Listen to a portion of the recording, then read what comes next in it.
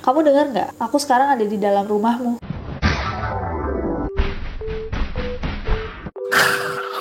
Hey guys, it's Nessie, and welcome back to Neror.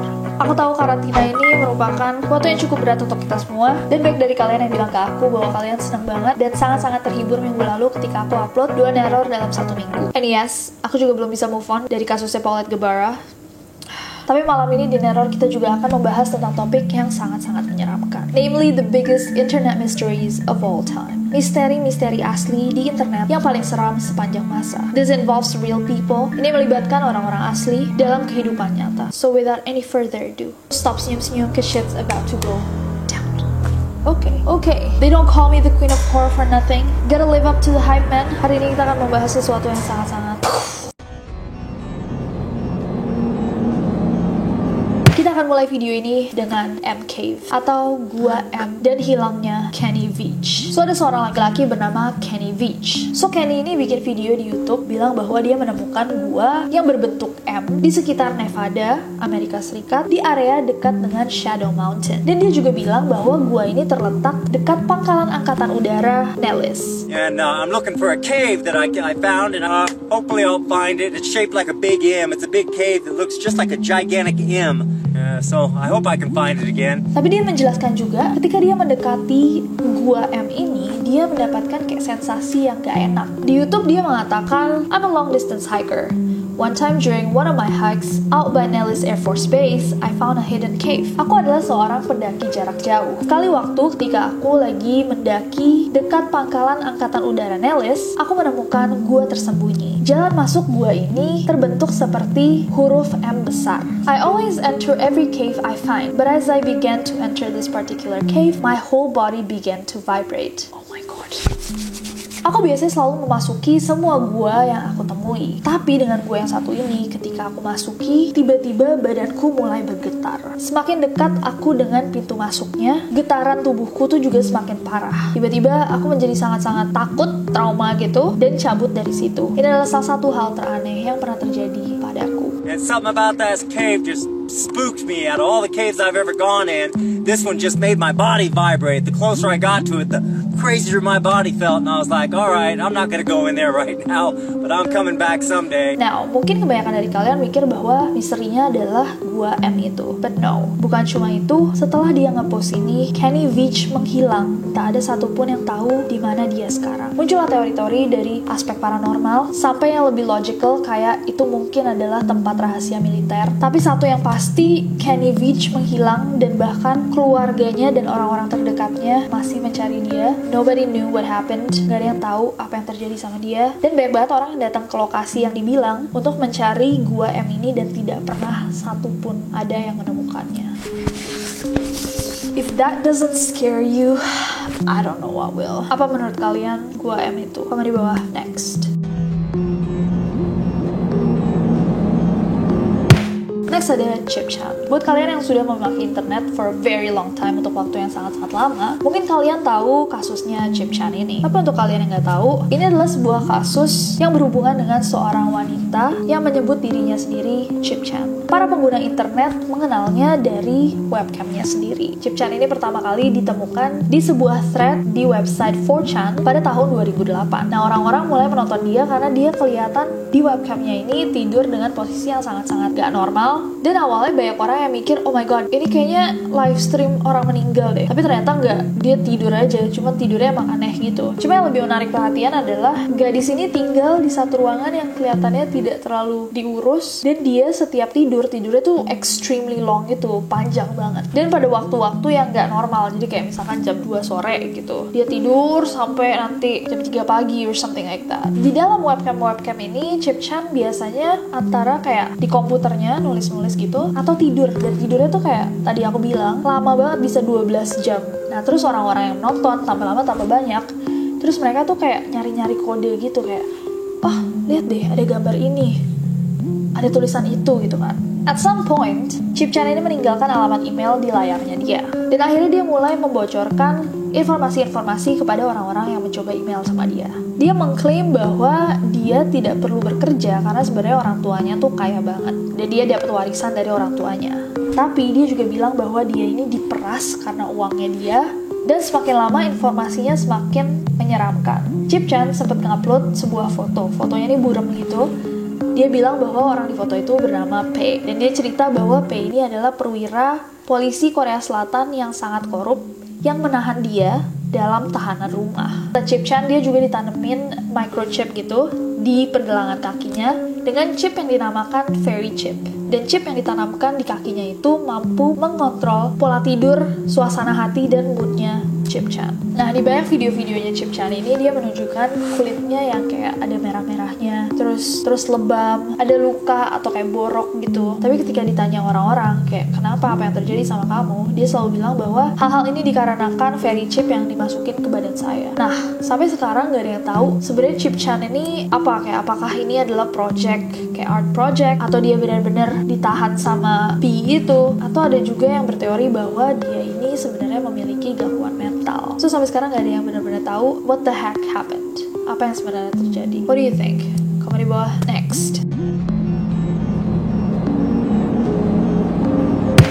ada Valor Tamau Lepas. Yang satu ini adalah sebuah Facebook fanpage atau fanpage di Facebook, halaman fans di Facebook yang memiliki lebih dari 615.000 followers. Dan yang menarik adalah Facebook fanpage ini sudah berkali-kali menyebar informasi tentang kartel-kartel paling berbahaya. Jadi mereka merilis informasi-informasi kayak crime scenes cartel, kayak TKP kartel-kartel mafia, di mana mereka bersembunyi, plan mereka, dan hal-hal lainnya yang biasanya jurnalis-jurnalis bisa dibunuh untuk mencoba merilis informasi-informasi seperti ini. Facebook fanpage ini gede banget, sampai kartel-kartel mafia paling besar di Meksiko mencoba mencari siapa yang sebenarnya di balik fanpage Facebook ini, sampai membuat sayembara bilang bahwa kami akan bayar uang yang sangat besar jika ada yang bisa membunuh orang di balik Facebook fanpage ini. Tapi misterinya gak ada satupun yang tahu siapa yang memiliki page ini. And they're doing a very good job. Dan mereka jago banget dalam bersembunyi.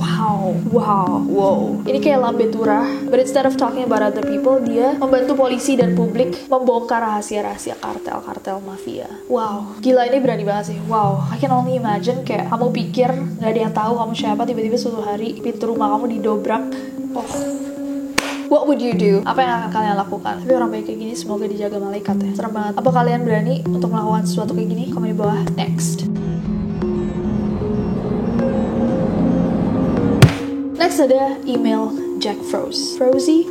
Jack ini adalah seorang laki-laki yang meninggal pada bulan Juni tahun 2011. Dan beberapa bulan setelahnya, pada bulan November tahun yang sama, tiba-tiba beberapa teman terdekatnya mendapatkan email dari alamat email Jack. Now I know what you're thinking. Bisa aja kan alamat emailnya dibobol sama salah satu temannya atau keluarganya, orang yang tidak bertanggung jawab, terus mereka ngirimin teman-temannya email. Well, that makes sense. Masuk akal. Cuma ada beberapa fakta yang membuat sahabat-sahabatnya Jack yakin bahwa email itu datang dari dia dan ditulis langsung oleh Jack. Jadi beberapa temannya bercerita bahwa email yang mereka terima berisikan topik yang baru saja mereka omongin langsung dengan Jack ketika dia masih hidup. For example, Tim Hart, salah satu temannya Jack, menerima email dengan subjek I'm watching, aku menonton. Email tersebut berisikan pesan, kamu denger nggak? Kamu dengar nggak? Aku sekarang ada di dalam rumahmu. Sekali-sekali bersihkan dong lotengmu. Tim bercerita bahwa ketika dia nerima email itu, dia langsung pucat. Dia bilang, saya sampai pucat pasi waktu membaca email itu. Singkat tapi jelas, kalau hanya Jack dan saya yang bisa memahami isi email itu. Dilansir dari BBC.com, sesaat sebelum meninggal, Jack memang bilang sama Tim untuk membersihkan lotengnya yang kotor. Secara spesifik, loteng yang kotor itu. Salah satu temannya yang lain, Jimmy McGraw, juga dapat email yang di dalamnya ada peringatan untuk memperhatikan pergelangan kakinya yang kebetulan sedang cedera. Dan Jimmy cuma cerita tentang cedera itu kepada Jack. Oh shit. What do you think? Apa yang akan kalian lakukan kalau misalnya kalian mendapatkan email dari seseorang yang udah gak ada, tapi kalian yakin bahwa ini tulisan mereka? Kayak kalau misalkan salah satu teman dekat aku nulis email, aku tuh tahu bahasa mereka, so I would know kalau misalkan email itu benar-benar ditulis sama mereka atau enggak. Jadi penggunaan kata-katanya, spasi, bahkan emoji atau jokes-jokesnya. Jadi mungkin ketika teman-temannya Jack bilang bahwa kami yakin email-email ini datang dari Jack, mungkinkah mereka tidak berbohong? Komen di bawah. Next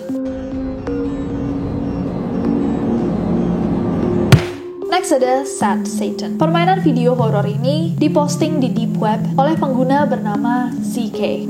Satu-satunya cara untuk mengakses permainan ini adalah melalui Tor. Bermain game ini katanya seperti berjalan melalui mimpi terburuk kamu, penuh dengan simbolisme-simbolisme yang sangat-sangat menakutkan.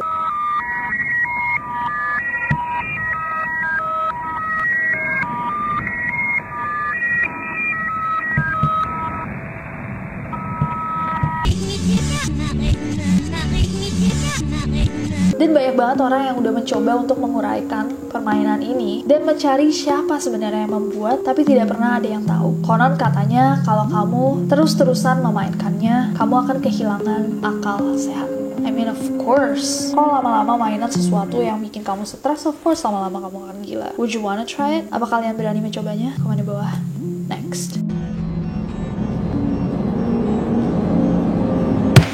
ada John.com. John.com adalah sebuah situs web yang tampaknya sangat membosankan. Di dalamnya kamu bisa menemukan gambar dari barang-barang sehari-hari gitu. Namun ketika kamu klik gambarnya, kamu akan diarahkan ke satu page yang meminta kode akses. Ketika seorang detektif melakukan penelitian, mereka menemukan bahwa website ini dimiliki oleh seorang laki-laki bernama John Little. Tapi tidak ada yang tahu tujuan atau maksud dari website ini. Konon katanya website yang satu ini menyerap informasi dari laptop kamu untuk mendapatkan informasi-informasi random dari seluruh dunia yang entah akan dijual kemana datanya.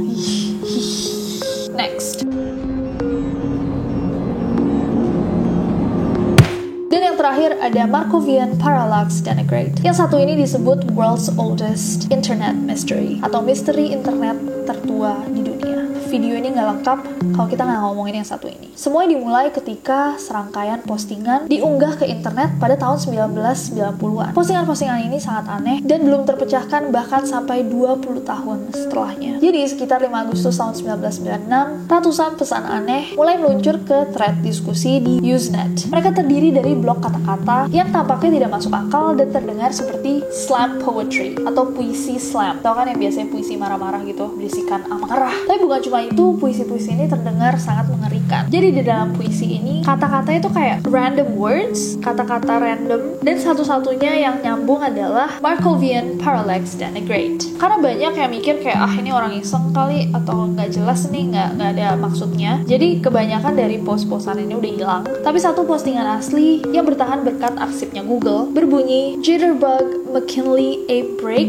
Newtonian, Inferring, Cock, Update, Cohen, Air Collaborate, Ruse, Sports Writing, Rococo, Invocate, Tuzzle, Shadflower, Debbie, String, bla bla bla bla bla bla. So sampai sekarang masih nggak ada yang tahu apa arti dari kata-kata ini. Dan I know banyak dari kalian yang kayak, ya udah itu mungkin orang kayak kenapa it's a big deal. Sekarang aja banyak banget yang shit posting di internet. Pada zaman itu, internet tuh bukan sesuatu yang sangat-sangat common, umum untuk orang gunakan. Jadi dulu tuh orang menggunakan internet itu untuk hal-hal yang penting. Makanya banyak banget yang mencoba memecahkan misteri yang satu ini. Ada yang bilang bahwa kode-kode ini merupakan nomor stasiun siaran di zaman Perang Dingin. Ada juga yang bilang bahwa ini adalah permintaan tolong. Bahkan ada yang bilang bahwa ini sebenarnya adalah rahasia. Jadi di baliknya ada informasi yang sangat-sangat penting tentang ekstraterestrial atau kehidupan di luar bumi. Sampai sekarang masih nggak ada yang tahu sebenarnya itu apa. Oh, you guys, plot twist. Jadi setelah filming, aku baca-baca lagi. Dan kalau kalian lihat di post-post yang kesisa, ada alamat email dengan nama Susan Lindauer. Dan pada 2004, banyak orang yang sadar bahwa ada seorang jurnalis yang bernama Susan Lindauer yang ditahan polisi dengan tuduhan sebagai agen tak terregisternya pemerintahan Saddam Hussein. Dia adalah seorang aktivis anti-perang yang tidak setuju dengan perang yang dibawa Amerika ke Timur Tengah. Kata kakak dan teman-teman mereka diingatkan untuk tidak ke New York City sebelum 9/11 karena percaya bahwa pemerintah Amerika akan melakukan controlled demolition untuk menuduh pemerintahan Saddam Hussein dan Al-Qaeda. Dan dia juga percaya bahwa dia ditangkap biar tidak menyebar informasi-informasi rahasia Amerika lainnya kepada publik. Tapi pada 2006, Susan ini dilepas atas alasan gangguan mental. Kata hakim yang bertugas, dia sangat-sangat terganggu dan semua kata-katanya tidak bisa dipercaya. Tapi, kalau ngomongin Markovian Parallax Denigrate, Susan juga bilang bahwa dia bukanlah penulis dari Markovian Parallax Denigrate. Dia menolak dan tidak merasa dia pernah berhubungan dengan Markovian Parallax Denigrate. Tapi kalian percaya nggak? Komen di bawah. And it remains is a mystery. So, aku mau tahu dari kalian. Apa kalian pernah mendengar tentang misteri-misteri internet ini? Mana yang menurut kalian paling seram dan mana yang biasa aja? Komen juga di bawah. Adakah misteri internet lainnya? Buat kalian yang minta deep web videos, coba deh cek dulu. Postingan-postingan error dari 2-3 tahun yang lalu banyak banget yang sebenarnya kita sudah bahas. Tapi kalian request lagi mungkin karena kalian baru bergabung di Neror. Mungkin kalian baru bergabung jadi Neroris. Sebelum kalian request, alangkah baiknya kalau misalkan kalian cari dulu misalkan subjeknya apa. Let's say JonBenet Ramsey, tambahin Nessie untuk ngelihat apakah aku pernah bikin videonya atau belum. So komen di bawah hal-hal yang menarik untuk dibahas di next Neror. I would love to do your ideas. So other than that, I hope that you guys enjoy this video. Kalau misalkan kalian suka videonya, klik like-nya, follow aku di Instagram dan Twitter gampang banget, Nessie Jajaja, dan subscribe ke channel ini juga nyalain notification-nya biar kalian dapat notifikasi setiap aku upload. Jadi kalian nggak nanya-nanya Neror kapan. Neror is always on time.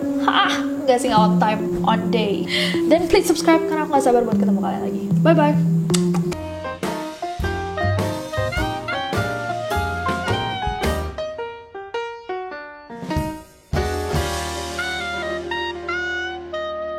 Oh ya guys, good news. Merch Neror akan restock pada hari Senin. Jadi follow @Posler kalau misalkan kalian tertarik untuk beli merchnya.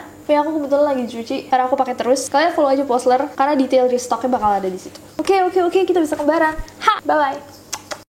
Oh my god, why can't I speak? Aku adalah